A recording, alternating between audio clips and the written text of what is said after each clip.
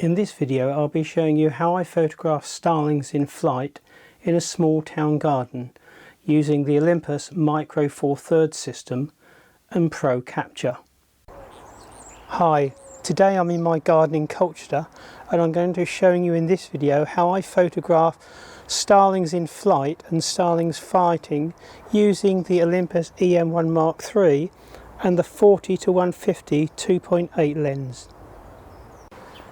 So today I'm going to be using the garden shed as a hide.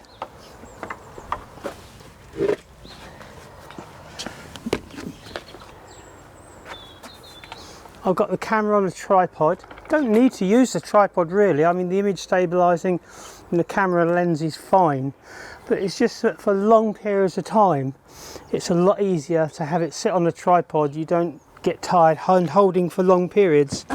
So set myself up in the hide, or the garden shed, but the trouble is the birds can see me here. So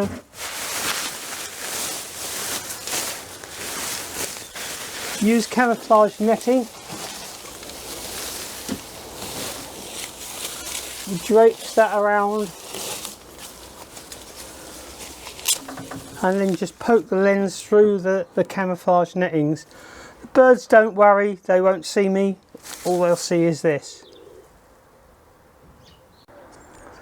So this is the area in our garden where we feed the birds. We've got a bird table there, we've got fat ball feeders there, we've got half coconuts in the apple tree here. The coconuts are filled with a mixture of soaked bread, lard and bird seed, and we get quite a few starlings coming in, something like 20-25 at a time. Photographically it's not ideal because the background's very messy. It's great for the birds because if a sparrowhawk comes down they've got cover to dive into, the bush there or the apple tree here. But for photographing birds in flight, particularly in fighting, it's not ideal because you need an area where you've got a clear background. So I need to actually entice the birds away from here so that I can get better shots. So to move the birds away from the tree and get them to give me a clear background, I've got to change the setup. And what I'm actually using here is this old branch. It's attached to a bembo tripod. The big advantage of this is that I can move it into any position that I want. I can move it backwards, forwards, I can even raise it up or down. So I can position it so that it will give me a nice clean background. The top of it is drilled out, and in there I've got a mixture of soaked bread, lard and bird seed. When I'm photographing, I'll be in the garden shed and I actually restrict the amount of food that I put over by the bird tables. So I might only put half a coconut there and perhaps 1 or 2 balls in the fat feeder. When you get a number of birds coming down, you'll get one that will land on here because he can't get onto the food because of the number of birds there. What happens then is another one will fly across, and because you can only get one bird on top there, invariably they'll fly up in the air. I'm using Pro Capture, I press the shutter button and I've got the action shot. Well, that's the theory of it all. It doesn't always work, but with enough perseverance you should get some good shots.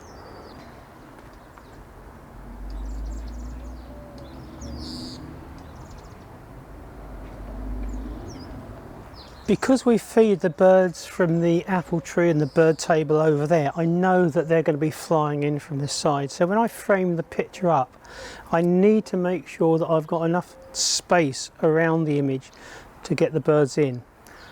I keep this part of the actual post in the bottom part of the frame so that when they're actually coming there fighting, I've got room and I don't cut them wings off or anything like that. Often as not, they'll fly in slightly behind the post, particularly when you've got one bird on there, one will come in slightly behind it. So I actually focus about 1 inch or so behind it. To do that I use a lighting stand, and because I'm using Pro Capture High, I have to manually focus. So using focus peaking, I'll focus on this stand. I know it's 1 inch behind it. Once I've got the focus spot on, I'll just take the stand away and then I go into the shed. I'm ready to take the pictures. On a day like this, there's not really much point in trying to do squabbling starlings or starlings in flight. It's very, very dull and overcast. You really need a day when there's bright sunlight. There's no point in trying to do birds in flight at 2,000th of a second. You really need to be 3,200, 4,000th of a second, even 5,000th of a second. So really I don't do this sort of photography unless it's a nice sunny day. The sun comes up behind the garden shed and I know that this is going to be bathed in really nice lighting. So I'm in the garden shed, just waiting really for the birds to turn up. It certainly won't be long. I can hear the noise they're making, and as soon as they've depleted that food over by the apple tree and the bird table, they'll be starting to come in onto that post quite regularly. I'm using Pro Capture High, so I've manually focused just behind the post. And when I'm doing that, I don't actually look through the viewfinder. I've got the camera set up on the tripod just for ease, and I look at the screen on the back, and ideally what I'm looking for is one bird on the post already facing towards the apple tree, and then when another one flies in, that's when they'll come up into the air and you'll get them fighting. So now I'm going to show some still images that I've taken using this setup. You have to be very careful when framing your picture when working in a small garden. The background of a picture is very important, and you should always aim to get a neutral out of focus background. This will help to make the birds stand out and produce the best images. When photographing in a large garden, where the background would be a reasonable distance away from the subject, this is not a problem.